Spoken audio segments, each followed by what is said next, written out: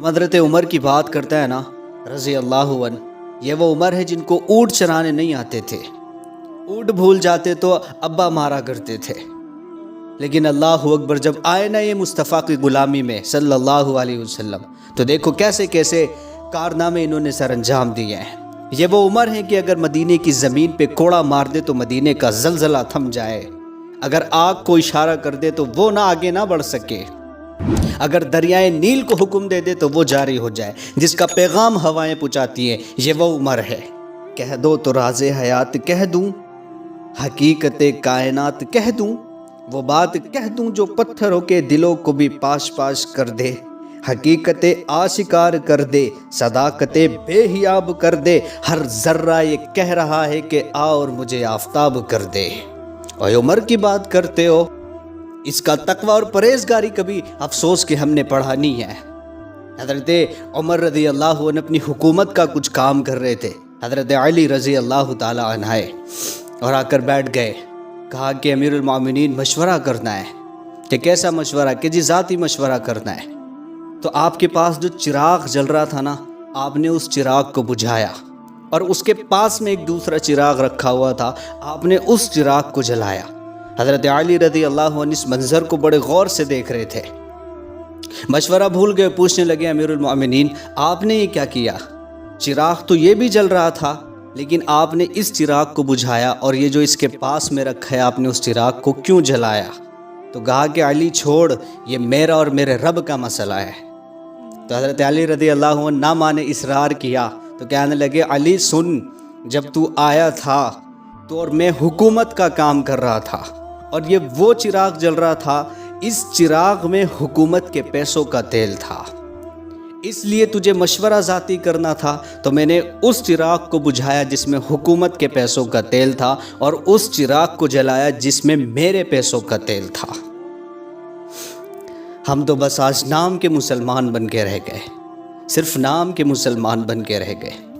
اسے کہتے ہیں اللہ کا خوف، یہ ہوتا ہے تقوی اور پرہیزگاری۔ ہم تو آج ہمارے تو ذہن کام نہیں کرتے آج دین کے معاملوں میں، دنیا کے لیے ہم بہت بڑے عقل والے ہیں۔ یہ وہ حکمران ہے جس کی لاکھوں مربع میل پہ سلطنت قائم تھی۔ اتنا بڑا بادشاہ حضرت عمر جب اس دنیا سے گئے تو آپ کے اوپر 80 دینار کا قرض تھا، اور اتنا بڑا بادشاہ جاتے جاتے اپنے بیٹے سے کہہ رہا ہے بیٹا کوشش کرنا تیرے خاندان والے مل کر میرا قرض ادا کر سکیں، اور اگر وہ ایسا نہ کریں تو میرے دوستوں سے بات کرنا، اور اگر وہ نہ کر سکیں تو پھر تو علی سے بات کرنا۔ یہ تو وہ تھی جن کی ورلڈ کی بیسٹ قالینیں ان کے قدموں میں پڑی ہوئی تھی، قیصر اور کسریٰ کے تاج ان کے قدموں میں پڑے ہوئے تھے، لیکن ہم نے کبھی جاننے کی کوشش نہیں کی اللہ ہم سے ہمارا چاہتا کیا ہے، تقوی کیا ہوتا ہے، پرہیزگاری کیا ہوتی ہے، ایمان کیا ہوتا ہے، یہ ایمان کس طرح سے ہم کل کو بچا کر کے لے کے جائیں گے اس دنیا سے۔ ہم نے تو پرواہ ہی کوئی نہیں کی۔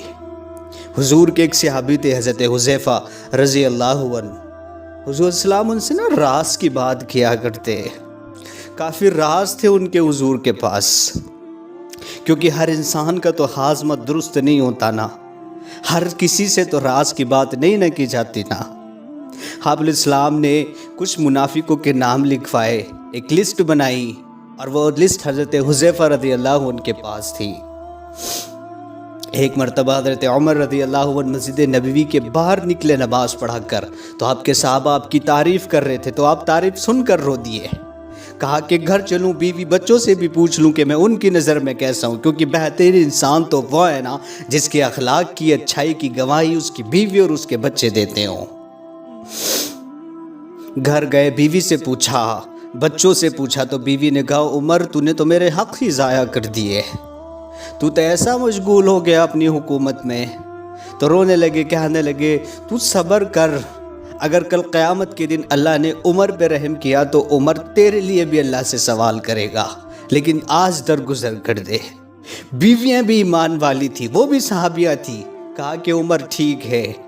رات ہوئی، آپ نے چادر ڈالی، جب مدینے کی گلیاں سوم سام ہو گئی تو تو آپ چپکے سے نکلے، حضرت حذیفہ رضی اللہ تعالیٰ کے دروازے پر دستک دی۔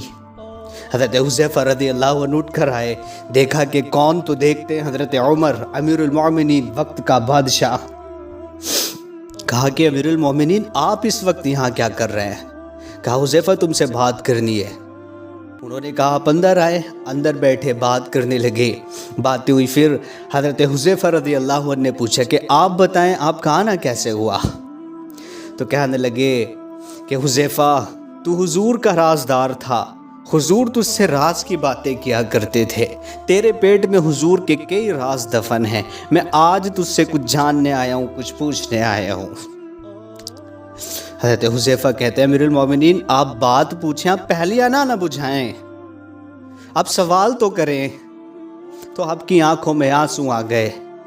آپ رضی اللہ عنہ نے کہا حذیفہ حضور نے تجھے منافقوں کے نام لکھوائے تھے، ذرا اس لسٹ میں تو دیکھ، کہیں عمر کا نام تو اس منافقوں کی لسٹ میں نہیں ہے۔